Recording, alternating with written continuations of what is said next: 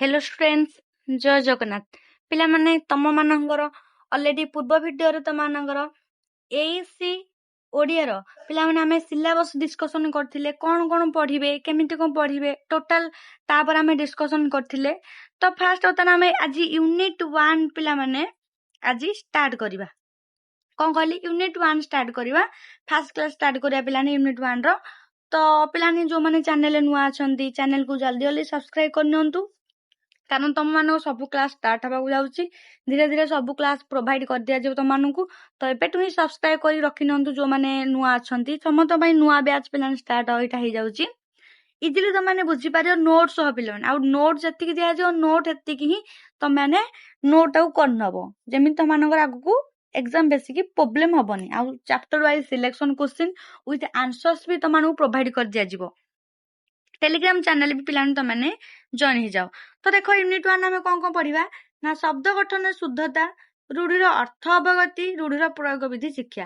तो फास्ट आम कभर करिया शब्द गठन शुद्धता। तो शब्द गठन केमिति कोन शुद्धता रही पारिबो केमिति गले शब्द आमर गठन हेई पारियो भल भाबरे तो ता विषय जानिबा। तो या पूर्व आम फास्ट जानिया कोन ना आम जानिबा शब्द कोन। तो शब्द कोन पिला माने देखो देखिबा एइथुर पिला ने तमानकर गोटे वार्ड मार्क क्वेश्चन निहाती पिला ने पढुची शब्द कोन किबा काहाकू कहाजे। देखो एक किबा एकाधिक वर्ण मिसी जेते बेले एक संपूर्ण अर्थ प्रकाश करे ताहाकू शब्द कहाजे। तार शब्द माने कोन ना गोटे हो कि एकाधिक वर्ण हो मिसिकी आमर जेते बेले गोटे संपूर्ण अर्थ प्रकाश करथुवो पिला ने खाली मिसियल हबनी संपूर्ण अर्थ प्रकाश करूथिया दरकार से बुझिपारे। आ वर्ण मन तो जानथिबो तुम मानक स्वर वर्ण व्यंजन वर्ण जेमिति कि तुम मानकर अ ठू औ जाय अछि पिला ने बुझिले स्वर वर्ण ता बाकी तक हमर होउची व्यंजन वर्ण सेरा होछ एमिता वर्ण मिसिकी आम जेते संपूर्ण अर्थ प्रकाश करतो ताकू शब्द बोली कहिबा। जेमि देखो गोटे जिंस लेखा हेची कोन बही दीटा वर्ण मिसिची हमर बुझिपाइले एक बा एकाधिक वर्ण जोटे तमर हेई परिबो एकाधिक वर्ण मिसिची पिला ने हेची बही ताले एठी गोटे देखो संपूर्ण अर्थ प्रकाश करूची बुझिपाइले। मु कहिबी हि ब एटा किछि अर्थ प्रकाश करूची आम तो किछि एमदा अर्थ जानि नै धन्न मु कहिबी गोटे जिंस कहिबी हमर रट हैला पिला माने तो एमिता किछि वर्ड पिला ने से कहूची किछि अर्थ किंतु प्रकाश करूथिबो। देखो एमती गच्छ हमर किछि अर्थ प्रकाश करूची बुझिपाइले किंतु छग एक अर्थ प्रकाश करूची कि से कुछ एक एकाधिक वर्ण मिसी थाउ किंतु एतले अर्थ प्रकाश करे ताको शब्द बोली कहिबा। जेमिति कि बही घर गच्छ छात्र बुझिपाइले पिलाने ता शब्दर प्रकार को जिबा केते प्रकार एइठा मोडे लॉन्ग क्वेश्चन पिलाने निहाती आसुती तो मानकर शब्द आउ तार प्रकार भेद लॉन्ग क्वेश्चन से अनुसार जेतिकी नोट कराई सेतिकी तो मानकु लेखिया को पड़िबो। एइ भीतर 2 मार्क भी पके दउची तो माने क्वेश्चन पैटर्न भी कहितली 2 मार्क पड़िबो तापर तो मानकर 5 मार्क 8 मार्क आ 1 मार्क एतिकी मार्क तो मानकर पड़िबो। एतिकी तो माने क्लास रू कवर कर दउ तो माने किछि भी पढ़िया दरकार नाही।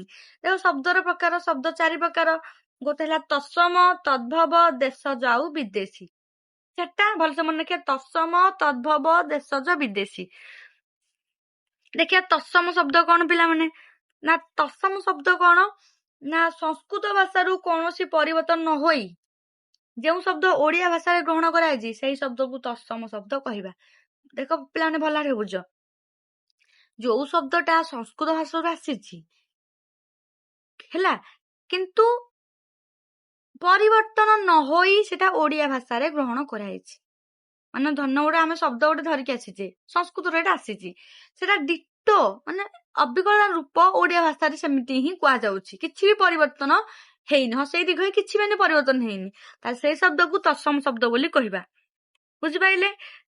देखो कोन देला एकरे संस्कृत रो मूल रूप परिवर्तन रहे किछि भी चेंज होबनी उच्चारण बन्नार रे भी परिवर्तन होबनी साहित्य शिक्षा और औपचारिक भाषा रे अधिक व्यवहार हुए कोठी कोठी अधिक व्यवहार हुए ना साहित्य शिक्षा औपचारिक भाषा रे व्यवहार अधिक होइथे। जेमि देखो संस्कृत शब्द होची विद्या विद्याटा हमर कोन संस्कृत शब्द जलटा हमर कोन संस्कृत शब्द तमे भाबुतटा अलगा शब्द किंतु नाइ पिलाने एटा संस्कृत शब्द रो आसीची तार तत्सम शब्द रे कोन हबो ना विद्या। देखो संस्कृत रो आसीची विद्या ଓଡିଆରେ ବି କହୁଛେ ବିଦ୍ୟା, ସଂସ୍କୃତରେ ଜଳ, ଓଡିଆରେ ବି ଜଳ। ତାହେଲେ ପିଲା ଏମିତିଆ ଶବ୍ଦକୁ କଣ କହିବା ନା ତତ୍ସମ ଶବ୍ଦ ବୋଲି କହିବା। ଦେଖ ଏଇଟା ବିଦ୍ୟା ଲେଖା ହେଇଛି, ଏଇଠି ବିଦ୍ୟା ଲେଖା ହେଇଛି। ଆମର ଉଚ୍ଚାରଣରେ ହଉ କି ଆମର କହିବାରେ ହଉ, ବୁଝିଲା ନା, ଉଚ୍ଚାରଣ କି ଲେଖିବାରେ ଦେଖ ସବୁ ଏକା ଏକା ଲାଗିଛି, ହସେ ଲାଗିଛି, ଝ ଫଳ ଆକାର ଲାଗିଛି, ସବୁ ଏକା ଏକା ଲାଗିଛି। ତ ଏକା ଏକା ଯଦି ହବ କିଛି ପରିବର୍ତ୍ତନ ହବନି, ତାକୁ ତତ୍ସମ ଶବ୍ଦ ବୋଲି କହିବା। ସୂର୍ଯ୍ୟ ସୂର୍ଯ୍ୟ, ଚନ୍ଦ୍ର ଚନ୍ଦ୍ର, ଅଗ୍ନି ଅଗ୍ନି। ବୁଝିପାରିଲେ ପିଲାମାନେ? ଏତିକି ତ ମାନ ଦେଇଛି। ତାପରେ ଦେଖିବା ପୁସ୍ତକ ପୁସ୍ତକ, ମାତା ମାତା, ମାତା ମାତାରୁ ମାତର, ପିତା ପିତରୁ ପିତର, ଏଇଟା ସବୁ ସଂସ୍କୃତରେ ଅଛି ପିଲାମାନେ। ଶିକ୍ଷା ଶିକ୍ଷା, ବିଦ୍ୟାଳୟ ବିଦ୍ୟାଳୟ, ଏମିତିଆ ଶବ୍ଦକୁ ସଂସ୍କୃତ ଶବ୍ଦ କହିବା। ଇଜିଲି ପିଲାମାନେ ବୁଝିପାଇଲେ ତ ମାନେ। ଦେନ୍ ଯିବା ତଦ୍ଭବ ଶବ୍ଦ କଣ। ଦେଖ ତଦ୍ଭବ ଶବ୍ଦ କଣ ନା ସଂସ୍କୃତ ଭାଷାର ଶବ୍ଦ ସଂସ୍କୃତରୁ ଆସିଛି, ସମୟକ୍ରମେ ଧ୍ୱନିଗତ ଓ ରୂପଗତ ପରିବର୍ତ୍ତନ ହୋଇ ଓଡିଆ ଭାଷାରେ ଯେଉଁ ରୂପରେ ବ୍ୟବହୃତ ହୁଏ ସେହି ଶବ୍ଦକୁ ତଦ୍ଭବ ଶବ୍ଦ କୁହାଯାଏ। ଦେଖ ପିଲା ତତ୍ସମ ଶବ୍ଦଟା ଆଉ ତଦ୍ଭବ ଶବ୍ଦଟା ଏକାପରି, କିନ୍ତୁ ଡିଫରେନ୍ସ କୋଉଠି ରହୁଛି? ତତ୍ସମ ଶବ୍ଦରେ ଆମର କିଛି ପରିବର୍ତ୍ତନ ହଉନଥିଲା, କିନ୍ତୁ ତଦ୍ଭବ ଶବ୍ଦରେ ପରିବର୍ତ୍ତନ କିଛି ହବ। ମେନ୍ କଥା ସଂସ୍କୃତ ଶବ୍ଦରେ ଆସିଛି, ଓଡିଆ ଶବ୍ଦରେ ପ୍ରଚଳନ ହେଲା ଆସିକି ସେଟା ଟିକେ ପରିବର୍ତ୍ତନ ହେଇଯିବ କିଛି। ବୁଝିପାରିଲେ? ବୈଶିଷ୍ଟ୍ୟ ଏହାର ମୂଳ ଉତ୍ସ ସଂସ୍କୃତ। 2ରେ ସମୟ ସହିତ ଉଚ୍ଚାରଣ ଓ ରୂପରେ ପରିବର୍ତ୍ତନ ହୋଇଥାଏ। 3ରେ ତମାନ ଦେଇଛି କଣ ନା ଚଳିତ କଥାବାର୍ତ୍ତାରେ ଏହାର ବ୍ୟବହୃତ ଅଧିକ ହୁଏ। ମାନେ ଆମର ଏଇ ଚଳିତ କଥାବାର୍ତ୍ତାରେ ଅଧିକ ବ୍ୟବହାର ହୁଏ ତତ୍ସମ ଶବ୍ଦ ତୁଳନାରେ। ଏଗୁଡିକ ସହଜ ଉଚ୍ଚାରଣ ଯୋଗ୍ୟ। ବୁଝିପାରିଲେ? କାରଣ ପରିବର୍ତ୍ତନ ହେଇଛି ଟିକେ। ଦେଖ ଦେଖିବା ହସ୍ତ, ସଂସ୍କୃତ ଶବ୍ଦ କଣ ଗୋଟେ? ହସ୍ତ ଗୋଟେ ସଂସ୍କୃତ ଶବ୍ଦଟେ ଆମର, କିନ୍ତୁ ଓଡିଆରେ କେମିତି ବ୍ୟବହୃତ ହେଇଛି ପିଲାମାନେ? ଓଡିଆରେ କଣ ହେଇକି ନା ହାତ। ବୁଝିପାରିଲେ? ଏତିକି ସଂସ୍କୃତରେ ହସ୍ତ ହେଇଛି, କିନ୍ତୁ ଓଡିଆରେ ହାତ ହେଇଛି। ଏଟାକୁ କହିବା ତଦ୍ଭବ ଶବ୍ଦ। ଯେମିତି ସଂସ୍କୃତରେ ଥିଲା ଓଡିଆରେ ହେଇନି ଏମିତି, କାରଣ ଚେଞ୍ଜ ହେଇଛି। କିନ୍ତୁ ତତ୍ସମ ଶବ୍ଦରେ ଅବିକଳ ସେଇ ଡିଟୋ ରହୁଥିଲା, କିନ୍ତୁ ଏଇଟା ଟିକେ ଚେଞ୍ଜ ହଉଛି। ଦନ୍ତ ଦାନ୍ତ, କର୍ଣ୍ଣ କାନ, ଗ୍ରାମ ଗାଁ, ଅଖି ଆଖି, ତ ଏମିତି କିଛି ଚେଞ୍ଜ ହବ। ତାପରେ ହେଇଛି ତମାନଙ୍କର କଣ ନାସିକା ନାକ, ଜିହ୍ବା ଜିଭ, ଅଙ୍ଗୁଳି ଆଙ୍ଗୁଠି। ପିଲାମାନେ ସଂସ୍କୃତ ଶବ୍ଦ, ଏଇଟା ହଉଛି ତାର ଓଡିଆ ଶବ୍ଦ। ବୁଝିପାରିଲେ ଏତିକି ପିଲାମାନେ? ତାପରେ ଦେଖିବା ଦେଶଜ ଶବ୍ଦ କଣ। ଦେଶଜ ଶବ୍ଦ ପିଲାମାନେ କଣ? ଦେଖ ଦେଖିବା ଦେଶଜ ଶବ୍ଦ କଣ ନା ଯେଉଁ ଶବ୍ଦ ଗୁଡିକ ସଂସ୍କୃତ କିମ୍ବା ବିଦେଶୀ ଭାଷାରୁ ଆସିନଥାଏ, ସଂସ୍କୃତରୁ ଆସିନି କି ବିଦେଶୀ ଭାଷାରୁ ଆସିନି, ସ୍ଥାନୀୟ ଲୋକ ଭାଷା ଓ ପ୍ରାଚୀନ ଚଳିତ ଭାଷାରୁ ଉତ୍ପନ୍ନ ହୋଇଛି, ସେଗୁଡିକୁ ଦେଶଜ ଶବ୍ଦ କୁହାଯାଏ। ତାହେଲେ ଦେଶଜ ଶବ୍ଦ କଣ? ସିମ୍ପଲରେ କହିବାକୁ ଗଲେ ନା ଆମର ସଂସ୍କୃତରୁ ଆସିନି କି ବିଦେଶରୁ ଆସିନି, ନା ଆମର ଲୋକମାନଙ୍କ ମୁଖରୁ, ଆମ ଯୋଉ ଗାଁ ଲୋକମାନଙ୍କ ମୁଖରୁ କି ସ୍ଥାନୀୟ ଲୋକମାନଙ୍କ ମୁଖରୁ ଯୋଉ ଶବ୍ଦ ଭାଷା ଉତ୍ପନ୍ନ ହୋଇଛି ତାକୁ ଦେଶଜ ଶବ୍ଦ ବୋଲି କହିବା। ବୈଶିଷ୍ଟ୍ୟ ଏଗୁଡିକ ସ୍ଥାନୀୟ ଲୋକ ଭାଷାରୁ ଉତ୍ପନ୍ନ। ସଂସ୍କୃତ କିମ୍ବା ବିଦେଶୀ ଭାଷାର ପ୍ରଭାବ ନଥାଏ, ଦୈନନ୍ଦିନ କଥାବାର୍ତ୍ତାରେ ଅଧିକ ବ୍ୟବହୃତ ହୁଏ। ନା ଦୈନନ୍ଦିନ ଆମେ ଯେମିତି ନର୍ମାଲ କଥାବାର୍ତ୍ତା ହଉଛି ସେଇଥିରେ ଅଧିକ ବ୍ୟବହୃତ ହୋଇଥାଏ। ଅଞ୍ଚଳ ଭେଦରେ ଏହାର ରୂପ ଉଚ୍ଚାରଣ ବଦଳି ପାରେ।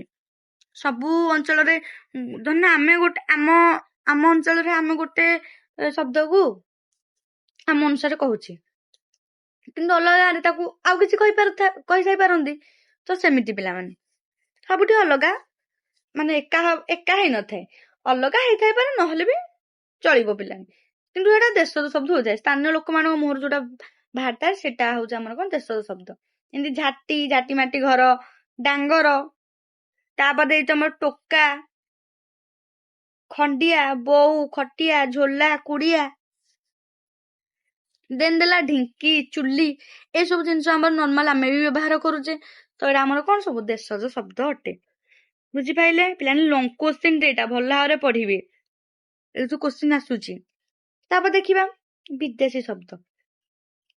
ବିଦେଶୀ ଶବ୍ଦ କଣ ନା ଇଂରାଜୀ, ଫରାସୀ, ଆରବୀ, ପର୍ତ୍ତୁଗୀଜ, ଉର୍ଦ୍ଦୁ ଆଦି ବିଦେଶୀ ଭାଷାରୁ ଓଡିଆ ଭାଷାରେ ଗ୍ରହଣ କରାଯାଇଥିବା ଶବ୍ଦକୁ ବିଦେଶୀ ଶବ୍ଦ କୁହାଯାଏ। ଦେଖ ପିଲାମାନେ କଣ କହୁଛୁ ପିଲାମାନେ ଏଇଠି ଯେ ନା ଇଂରାଜୀ, ଫରାସୀ, ଆରବୀ, ପର୍ତ୍ତୁଗୀଜ, ଉର୍ଦ୍ଦୁ ଏଇ ସବୁ କଣ ନା ବିଦେଶୀ ଭାଷା। ବିଦେଶୀ ଭାଷାରୁ ଓଡିଆ ଭାଷାରେ ଯୋଉ ଗ୍ରହଣ କରାଯାଇଛି ଶବ୍ଦକୁ ବିଦେଶୀ ଶବ୍ଦ କହିବା। ଯେମିତି ବୈଶିଷ୍ଟ୍ୟ ଦେଖିବା, ବିଦେଶୀ ଭାଷାରୁ ଗ୍ରହଣ କରାଯାଇଥାଏ, ଓଡ଼ିଆ ଭାଷାରେ ସାଧାରଣ ବ୍ୟବହାର ଆସିଯାଇଛି, ଆଧୁନିକ ଜୀବନ, ଶିକ୍ଷା, ବିଜ୍ଞାନ, ପ୍ରଶାସନରେ ଏହାର ବ୍ୟବହାର ଅଧିକ। 4ରେ କେତେକ ଶବ୍ଦର ଉଚ୍ଚାରଣ ଓ ବନାନ ଓଡ଼ିଆ ଅନୁଯାୟୀ ପରିବର୍ତ୍ତିତ ହୋଇଥାଏ। ଉଦାହରଣ ଦେଖିବା, ଉଦାହରଣ ଦେଖିଲେ ତମାନେ ଭଲରେ ବୁଝିପାରିବେ। ଦେଖ ଦେଇଛି ବିଦେଶୀ ଭାଷା, ଏପଟେ ଦେଇଛି ଓଡ଼ିଆରେ ବ୍ୟବହୃତ ଶବ୍ଦ।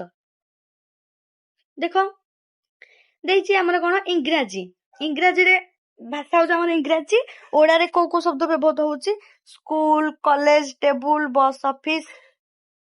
ତାର ଫରାସୀ, ଦୋକାନ, ବଜାର, ଦରବାର, ଏସବୁ କଣ ଗୋଟେ ଗୋଟେ ଆମର ଫରାସୀ ଭାଷା। ଆରବୀ, ହିସାବ, କାଗଜ। ପର୍ତ୍ତୁଗୀଜ, ଆଲମାରି, ଜାନେଲା, ସାବୁନ। ଉର୍ଦ୍ଦୁ, କୁର୍ସି, ରୁମାଲ। ଏସବୁ ପିଲାମାନେ ବିଦେଶୀ ଭାଷା ଆଉ ଓଡ଼ିଆରେ ବ୍ୟବହୃତ ଶବ୍ଦ। ତାପରେ ଯିବା ବିଦେଶୀ ଶବ୍ଦର ପ୍ରକାର। କେତେ କେତେ ପ୍ରକାର ଅଛି ବିଦେଶୀ ଶବ୍ଦ।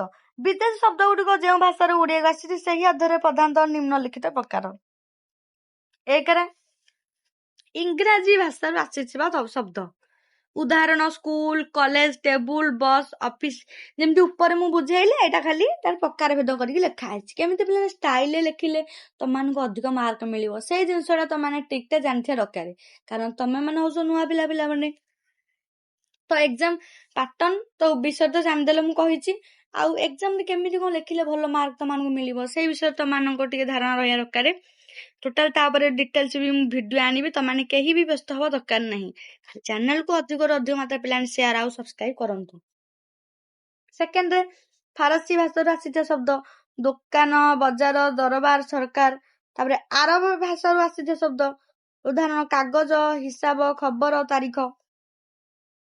ତାପରେ ପର୍ତ୍ତୁଗୀଜ ଭାଷାରୁ ଆସିଥିବା ଶବ୍ଦ, ଆଲମାରି, ଜାନେଲା, ସାବୁନ, ବାଲ୍ଟି। ଉର୍ଦ୍ଦୁ ଭାଷାରୁ ଆସିଥିବା ଶବ୍ଦ, କୁର୍ସି, ରୁମାଲ, ଜେଲ, ଶାଲ। ଏଇସବୁ ଜିନିଷର ପିଲାମାନେ ତମମାନଙ୍କୁ ମନେ ରଖିବାକୁ ପଡିବ। ବୁଝିପାରିଲେ ପିଲାମାନେ ତମାନେ ଏତିକି। ତାର ଶବ୍ଦ ଗଠନରେ ଶୁଦ୍ଧତା। ତାହେଲେ ଶବ୍ଦ ଗଠନର ଶୁଦ୍ଧତା କଣ ଦରକାର, ଦେଖ ପଢିଆ। ଏଇଟା ବି ଗୋଟେ ଇମ୍ପୋର୍ଟାଣ୍ଟ ଲଙ୍ଗ କ୍ୱେଶ୍ଚିନଟେ ପଡୁଛି, ତ ଭଲ ଭାବରେ ପିଲାମାନେ ବୁଝିକି ଦେଖ। ବ୍ୟାକରଣର ନିୟମ ଅନୁଯାୟୀ ବର୍ଣ୍ଣ, ମାତ୍ରା, ସନ୍ଧି, ସମାସ ଏବଂ ପ୍ରତ୍ୟୟର ସଠିକ ବ୍ୟବହାର କରି ଶବ୍ଦ ଗଠନ କରିବାକୁ ଶବ୍ଦ ଗଠନରେ ଶୁଦ୍ଧତା ବୋଲି କୁହାଯାଏ।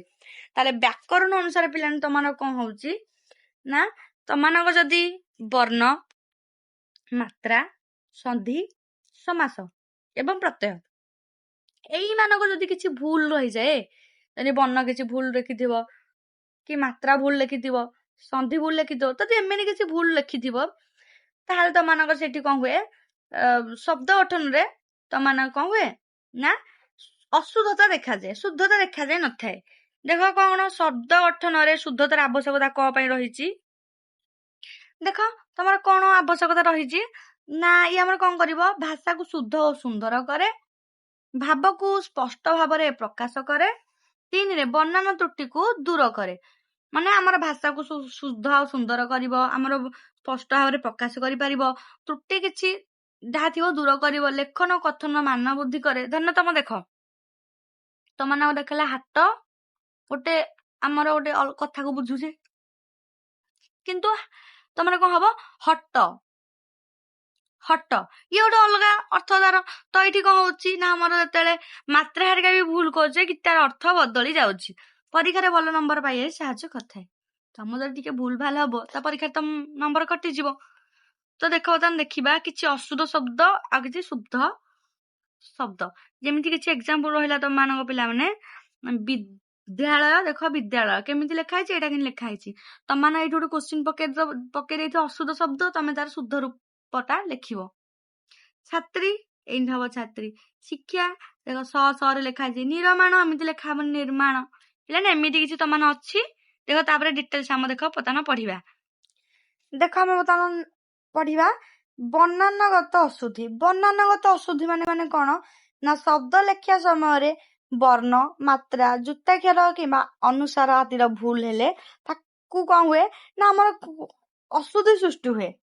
ତମେ ଯୋଉ ବି ଶବ୍ଦ ଲେଖୁଛ, ଯେମିତି କହିଲି, ଯଦି କିଛି ବର୍ଣ୍ଣ, ମାତ୍ରା, ଯୁକ୍ତାକ୍ଷର, ଅନୁସାର ଯଦି କିଛି ଭୁଲ ହଉଛି, ତାହେଲେ ଆମର ଅଶୁଦ୍ଧି ସୃଷ୍ଟି ହୁଏ, ତାକୁ ବର୍ଣ୍ଣାନଗତ ଅଶୁଦ୍ଧି କୁହାଯାଏ। ବର୍ଣ୍ଣାନଗତ ମାନେ ବର୍ଣ୍ଣ, ମାତ୍ରା, ଯୁକ୍ତାକ୍ଷର, ଅନୁସାରରେ ଭୁଲ ହବ। ବୁଝିପାରିଲେ? ବର୍ଣ୍ଣାନୁଗତ ଅଶୁଦ୍ଧିର ପ୍ରକାର। ବର୍ଣ୍ଣଗତ ଅଶୁଦ୍ଧି, ମାତ୍ରାଗତ ଅଶୁଦ୍ଧି, ଯୁକ୍ତାକ୍ଷରଗତ ଅଶୁଦ୍ଧି, ଅନୁସାର ଚନ୍ଦ୍ରବିନ୍ଦୁଗତ ଅଶୁଦ୍ଧି, ବିସର୍ଗଗତ ଅଶୁଦ୍ଧି, ଏ 5 ପ୍ରକାର ବିଭକ୍ତ କରାଯାଇଛି। ଉଦାହରଣ ଦେଖିବା। ଶିକ୍ଷା, ଶିକ୍ଷା ଦେଖିପାରୁଥିବ ପିଲାମାନେ ତମମାନଙ୍କର କୋଉ ସ ଲେଖା ହେଇଛି। ତାପରେ ତମମାନଙ୍କ ଦେଇଛି ପରୀକ୍ଷା, ପରୀକ୍ଷା ତମମାନଙ୍କର ଏଇଠି ମାତ୍ରା ଅଛି, ହସେଇ ଦୀର୍ଘଇରେ ଭୁଲ ହେଇଛି। ବିଦ୍ୟାଳୟ, ବିଦ୍ୟାଳୟ ଦେଖ କେମିତି କଣ ଲେଖା ହେଇଛି। ଆବଶ୍ୟକ, ଆବଶ୍ୟକ ଏମିତି ନିରମାନ ଲେଖା ହେଇଛି, ଏଇଠି ନିରମାନ ଲେଖା ହେଇଛି। ବିଶ୍ୱବିଦ୍ୟାଳୟ, ବିଶ୍ୱବିଦ୍ୟାଳୟ ବୁଝିପାଇଲେ। ତାପରେ ଦାୟିତ୍ୱ, ଦାୟିତ୍ୱ ଏଇଠି ଲେଖା ହେଇଛି 2 ପ୍ରକାର। ସ୍ୱାଧୀନ, ସ୍ୱାଧୀନ ହସେଇ ଗୋଟେ ଦୀର୍ଘଇ ଗୋଟେ। ସେ କହିଲା ତମମାନଙ୍କର ଯଦି ବର୍ଣ୍ଣ, ମାତ୍ରା, ଅନୁସାର, ଯୁକ୍ତାକ୍ଷର ଏମାନଙ୍କର ଭୁଲ ହବ ତାହେଲେ ବର୍ଣ୍ଣଗତ ଅଶୁଦ୍ଧି ଦେଖାଯିବ। ଲିଙ୍ଗଗତ ଅଶୁଦ୍ଧତା, ଶବ୍ଦ ବା ବାକ୍ୟରେ ପୁଲ୍ଲିଙ୍ଗ, ସ୍ତ୍ରୀଲିଙ୍ଗ କିମ୍ବା କିମ୍ପଲିଙ୍ଗର ସଠିକ ପ୍ରୟୋଗ ନହେଲେ ଯୋଉ ତ୍ରୁଟି ଦେଖାଯାଏ ତାହାକୁ ଲିଙ୍ଗଗତ ଅଶୁଦ୍ଧତା କୁହାଯାଏ। ତାମାନେ ପୁଲ୍ଲିଙ୍ଗ, ସ୍ତ୍ରୀଲିଙ୍ଗ, କ୍ଲିବଲିଙ୍ଗ ଏମାନଙ୍କର ଯଦି ଠିକ ପ୍ରୟୋଗ ନହେଲା ତାହେଲେ ଆମର ଅଶୁଦ୍ଧତା ଦେଖାଯିବ, ଲିଙ୍ଗଗତ ଅଶୁଦ୍ଧତା ଦେଖାଯିବ। ଉଦାହରଣ ଦେଖିବା ଆମେ କଣ ଦେଖିବା। ଦେଖ ଅଶୁଦ୍ଧ ଲେଖା ହେଇଛି, ତାପରେ ଶୁଦ୍ଧ ଲେଖା ହେଇଛି। ସେ ଜଣେ କବି, ସ୍ତ୍ରୀଙ୍କ ପାଇଁ ତ କବି ହବନି ପିଲାମାନେ, ତାହେଲେ ଏଠି କଣ ଲିଙ୍ଗଗତ ଅଶୁଦ୍ଧତା ଦେଖାଗଲା। କବୟିତ୍ରୀ ହବ, ବୁଝିପାଇଲେ। କବିର ସ୍ତ୍ରୀଲିଙ୍ଗ କଣ ନା କବୟିତ୍ରୀ। ଏଇଠି କବୟିତ୍ରୀ ଲେଖିଲେ ଏଇଠି ଠିକ ହବ। ଯଦି ପୁଅଙ୍କ ପାଇଁ ହେଇଥାନ୍ତା କବି ହେଇଥାନ୍ତା, ଝିଅଙ୍କ ପାଇଁ ସ୍ତ୍ରୀଲୋକ ପାଇଁ କବୟିତ୍ରୀ ହବ। ସେ ଜଣେ ଅଭିନେତା, ସ୍ତ୍ରୀଙ୍କ ପାଇଁ କଣ ହବ, ସେ ଜଣେ ଅଭିନେତ୍ରୀ। ବୁଝିପାଇଲେ ଲିଙ୍ଗଗତ କଣ ନା ଲିଙ୍ଗରେ ଆମର ତ୍ରୁଟି ଥିବ ତାହେଲେ ଲିଙ୍ଗଗତ ଅଶୁଦ୍ଧତା ତାକୁ କହିବା। ବୁଝିପାଇଲେ ଏତିକି। ତାପରେ ଦେଇଛି ସେ ଜଣେ ଛାତ୍ର, ଝିଅ ପାଇଁ କଣ ହବ, ସେ ଜଣେ ଛାତ୍ରୀ। ମୋ ଭଉଣୀ ଜଣେ ଶିକ୍ଷକ ହବ କି ପିଲାମାନେ, ହବନି। ମୋ ଭଉଣୀ ଜଣେ ଶିକ୍ଷୟିତ୍ରୀ, ଏଇଟା ଠିକ ହବ, ଏଇଟା ଶୁଦ୍ଧତା ଦେଖାଗଲା। ସେ ଜଣେ ଗାୟକ, ସ୍ତ୍ରୀଙ୍କ ପାଇଁ ସେ ଜଣେ ଗାୟିକା। ବୁଝିପାଇଲେ ଲିଙ୍ଗଗତ ଅଶୁଦ୍ଧତା କଣ, ଲିଙ୍ଗରେ ଯଦି ଭୁଲ ଭାଲ ଥିବ। ସନ୍ଧିଗତ ଅଶୁଦ୍ଧତା, ସନ୍ଧିର ନିୟମ ଅନୁଯାୟୀ 2ଟି ଶବ୍ଦକୁ ଯୋଗ କରିବା ସମୟରେ ଭୁଲ ପ୍ରୟୋଗ ହେତୁ ଯେଉଁ ତ୍ରୁଟି ସୃଷ୍ଟି ହୁଏ ତାହାକୁ ସନ୍ଧିଗତ ଅଶୁଦ୍ଧତା କୁହାଯାଏ। ତାହେଲେ ପିଲାମାନେ 2ଟା ଶବ୍ଦକୁ ଯେତେବେଳେ ଯୋଗ କରୁଛେ ଯଦି ସେଇଠି କିଛି ଭୁଲ ପ୍ରତ୍ୟୟ ସୃଷ୍ଟି ହେଲା ତାହେଲେ ଭୁଲ ଯଦି କିଛି ହେଲା, ଯୋଉଟା ଆମର ଯୋଉ ଜିନିଷଟା ବାହାରିବ, ଇଜିକାଲିଠୁ ଯୋଉ ଚିହ୍ନଟା ବାହାରିବ ସେଇଥିରେ ବି କଣ ହବ ଆମର ଭୁଲ ଦେଖାଯାଏ, ତାହେଲେ ଟୋଟାଲ ଆମର ସନ୍ଧିଗତ ଅଶୁଦ୍ଧତା ଦେଖାଯିବ। ଉଦାହରଣ ନେଲେ ପିଲାମାନେ ତମେ ଭଲ ଭାବରେ ବୁଝିପାରିବ। ଦେଖ ଲେଖା ହେଇଛି ଲୋକ ଉପକାର, ଲୋକୋପକାର। କଣ କହିଲି, ଲୋକ ଉପକାର, ଲୋକୋପକାର। ବୁଝିପାଇଲେ। ଦେବାଳୟ, ଦେବାଳୟ, ଦେବାଳୟ ନୁହଁ ପିଲାମାନେ, ଦେବାଳୟ। ବିଦ୍ୟାଳୟ, ବିଦ୍ୟାଳୟ। ଦେଖ ପିଲାମାନେ କେମିତି ଲେଖା ହେଇଛି। ହିମାଳୟ, ହିମାଳୟ। ଗିରିଶ, ଗିରିଶ ହବ ପିଲାମାନେ, ବୁଝିପାଇଲେ। ତାପରେ ଦେଖିବା ଆମେ ସମାସଗତ ଅଶୁଦ୍ଧତା।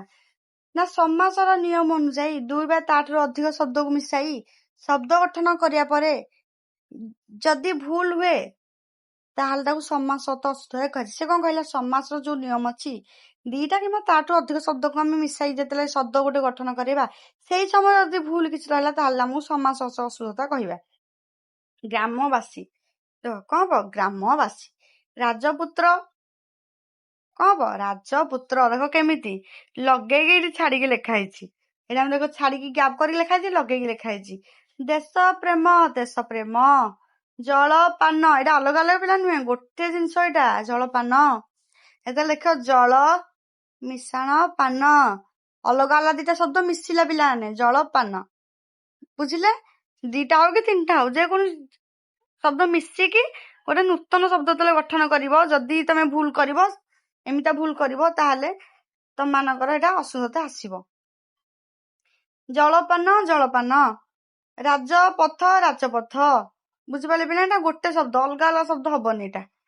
ତାପରେ ବଚନଗତ, ବଚନଗତ ପିଲାମାନେ କଣ ନା ଶବ୍ଦ କିମ୍ବା ବାକ୍ୟରେ ଏକ ବଚନ ବହୁ ବଚନ ଯଦି ଭୁଲ ଭାଲ ହେଲା ତାହେଲେ ଯୋଉ ଆମର ଆସିବ ତ୍ରୁଟି ତାକୁ କଣ କହିବା, ବଚନଗତ ଅଶୁଦ୍ଧତା ବୋଲି କହିବା। ଯେମିତି ଛାତ୍ର ପଢୁଛନ୍ତି, ଛାତ୍ର ପିଲାମାନେ ହବ କି ଛାତ୍ର ମାନେ ପଢୁଛନ୍ତି, କୋଉ କଥାଟା ତମକୁ ଭଲ ଶୁଭୁଛି? ନିହାତି ସେକେଣ୍ଡ ଲାଇନ ଟା ଭଲ ଶୁଭୁଛି। ପିଲା ଖେଳୁଛନ୍ତି କଣ? ପିଲାମାନେ ଖେଳୁଛନ୍ତି। ତିନି କଣ ଦେଲା? ଗାଈ ମାନେ ଘାସ ଖାଉଚି ହବ କି? ଗାଈ ମାନେ ଘାସ ଖାଉଛନ୍ତି। ବଚନରେ ପିଲାମାନେ ଯଦି ଭୁଲ ଭାଲ ହବ ତାହେଲେ ବଚନଗତ ଅଶୁଦ୍ଧତା ଦେଖାଯିବ। ଶିକ୍ଷକ ପଢାଉଛନ୍ତି। ଶିକ୍ଷକ ମାନେ ପଢାଉଛନ୍ତି। ବୁଝିଲେ ପିଲାମାନେ? ପୁସ୍ତକ ଟେବୁଲ ଉପରେ ଅଛନ୍ତି। ପୁସ୍ତକ ଗୁଡିକ ଟେବୁଲ ଉପରେ ଅଛି। ବୁଝିପାରିଲେ ପିଲାମାନେ? ଦେଖ କୋଉଠି କଣ ଲାଗିଲା? ଏକବଚନ ଲାଗିବ, ବହୁବଚନ ବହୁବଚନ ଲାଗିବ। ଏତିକି ବୁଝିପାରିଲେ? ତାପରେ ପ୍ରତ୍ୟୟଗତ ଅଶୁଦ୍ଧତା ଦେଖିବା। ନା ମୂଳ ଶବ୍ଦ ସହ ପ୍ରତ୍ୟୟ ଯୋଗ କରି ବା ସମୟରେ ବ୍ୟାକରଣ ନିୟମ ଅନୁଯାୟୀ ସଠିକ ପ୍ରତ୍ୟୟ ବ୍ୟବହାର ନ ହେବାରୁ ଯେଉଁ ତ୍ରୁଟି ସୃଷ୍ଟି ହୁଏ ତାହାକୁ ପ୍ରତ୍ୟୟଗତ ଅଶୁଦ୍ଧତା କହିବା। ସେ କହିଲା ମୂଳ ଶବ୍ଦ ସହ ଆମର ସଠିକ ପ୍ରତ୍ୟୟ ଯୋଗ କରିବା। ଦେଖ ସୁନ୍ଦର, ଦେଖ ଲେଖା ହେଇଛି ସୁନ୍ଦରପଣ ତ ସୁନ୍ଦର ମିଶାଣ ତା ସଠିକ ପ୍ରତ୍ୟୟ ଲାଗିଲା ତ ସେଥିପାଇଁ ସୁନ୍ଦରତା ଠିକ ହେଲା। ସୁନ୍ଦର ମିଶାଣ ଯଦି ପଣ ହେଇଥାନ୍ତା, ସୁନ୍ଦରପଣ ହେଇଥାନ୍ତା ତ ଏଟା ଭୁଲ ପିଲାମାନେ ହବ। ସୁନ୍ଦର ମିଶାଣ ତା ହବ। ମହାନ ମିଶାଣ ତା ମହାନତା ହବ। ବୁଝିପାରିଲେ? ସେ କହିଛି ମୂଳ ଶବ୍ଦ ଠିକ ରହିବ କିନ୍ତୁ ଯୋଉ ପ୍ରତ୍ୟୟ ଯୋଗ କରିବ ତାକୁ ଠିକ କରିବା ଦରକାର ପିଲାମାନେ, ନହେଲେ ଭୁଲ ଭାଲ ଆସିବ। ତାପରେ ତମ ଦେଇଛି ସତ୍ୟପଣ, ସତ୍ୟ ତା ହବ। ସତ୍ୟ ସହ ତା ପ୍ରତ୍ୟୟ ଯୋଗ ହବ। କେମିତି? ନା ସତ୍ୟ ମିଶାଣ ତା, ସତ୍ୟତା। ବୁଝିପାରିଲେ? ତାପରେ ସାହସପଣ ନୁହଁ, ସାହସିକତା। ସାହସ ମିଶାଣ ତା, ସାହସିକତା। ଭଲପଣ, ଭଲତା। ବୁଝିପାରିଲେ? ପଣ ପ୍ରତ୍ୟୟ ଲାଗିବନି, ପଣ ଲାଗିବନି, ତା ପ୍ରତ୍ୟୟ ଲାଗିବ। ତାପରେ ଦେଲା ବିଭକ୍ତିଗତ ଅଶୁଦ୍ଧତା। ବାକ୍ୟରେ ବିଭକ୍ତି କୁ, ର, ରେ, ଦ୍ୱାରା, ଠାରୁ, ପାଇଁ, ସହିତ ଇତ୍ୟାଦି ର ସଠିକ ପ୍ରୟୋଗ ନ କରିବାରୁ ଯେଉଁ ତ୍ରୁଟି ସୃଷ୍ଟି ହୁଏ ତାକୁ ବିଭକ୍ତିଗତ ଅଶୁଦ୍ଧତା କୁହାଯାଏ। ଦେଖ କଣ ଦେଲା? ମୁଁ ସ୍କୁଲ ଗଲି, ମୁଁ ସ୍କୁଲ କୁ ଗଲି। ଦେଖ କୋଉଟା ଠିକ ହଉଛି? ମୁଁ ସ୍କୁଲ ଗଲି କେବଳ ହବନି, ମୁଁ ସ୍କୁଲ କୁ ଗଲି। ଏଠି କୁ ଲାଗିଲା ପିଲାନି, କୁଟା। ବୁଝିପାରିଲେ? କୁଟା ଆମର କଣ? ନା ବିଭକ୍ତିଗତ ଲାଗିଲା ଆମର। ସେ ଗାଁ ରହେ କଣ? ସେ ଗାଁ ରେ ରହେ। ରାମ ବହି ଦେଲା ଶ୍ୟାମ, କଣ ଏଠି ଆମେ ବୁଝୁଛେ? କିଛି ବୁଝୁନେ ନା। ରାମ ଶ୍ୟାମକୁ ବହି ଦେଲା, ଏଇଟା ଆମର ଠିକ ଲାଗୁଛି। ସେ ମୋ ଘର ଆସିଲା, ସେ ମୋ ଘରକୁ ଆସିଲା। ବୁଝିପାରିଲା ପିଲାମାନେ? କୁ, ର, ରେ ଯୋଉଠି ଆମର ଲାଗିବ, ଦ୍ୱାରା, ଠାରୁ, ପାଇଁ, ଏଇ ସବୁ ଜିନିଷ ଠିକ ରେ ଲାଗିଥିବା ଦରକାର। ମୁଁ କଲମ ଲେଖୁଛି, ମୁଁ କଲମ ଲେଖୁଛି କଣ? ମୁଁ କଲମରେ ଲେଖୁଛି। ବୁଝିପାରିଲେ ପିଲାମାନେ? ତମର କଣ କଣ ଜିନିଷ ଦେଇଥିଲା? ତ ଏତିକି ଥିଲା ତମମାନଙ୍କର। ତ ନେକ୍ସଟ କ୍ଲାସ ତମମାନଙ୍କର ବିଶେଷ ବିଶେଷଣ ଅଶୁଦ୍ଧତା ପଢିବା। ନେକ୍ସଟ ପାର୍ଟ 2 ଭିଡିଓ ଆର ଆସିବ। ତ ସେଇଟାରେ ଟୋଟାଲ ତମର ଡିସ୍କସନ ହେଇଥିବ ଶବ୍ଦ ଗଠନ ଶୁଦ୍ଧଟା, ଏଇଟା ଟୋଟାଲ ସରିଯିବ। ଦେନ୍ ଆମେ ରୁଢିକୁ ଯିବା। ରୁଢିଟା ଟୋଟାଲ ଏମିତି କମ୍ପ୍ଲିଟ କରିବା। ତାପରେ ଆମର unit wise selection question with answer provide କରିବା। ତ ଚ୍ୟାନେଲରେ ଯୋଡି ହେଇକି ରହିଥାନ୍ତୁ ଆମ ଚ୍ୟାନେଲ ସହ। ତ ନିହାତି ପିଲାମାନେ ପିଡିଏଫ୍ ପାଇବା ପାଇଁ ତମେ ଟେଲିଗ୍ରାମ ଚ୍ୟାନେଲ ବି ଜଏନ୍ ହେଇଯାଅ। ଆଉ ଯାହାର ବି ଯାହା ଡାଉଟ୍ ରହୁଛି ତମେ କମେଣ୍ଟ ସେକ୍ସନରେ ବି ପଚାରି ପାରିବ ପିଲାମାନେ।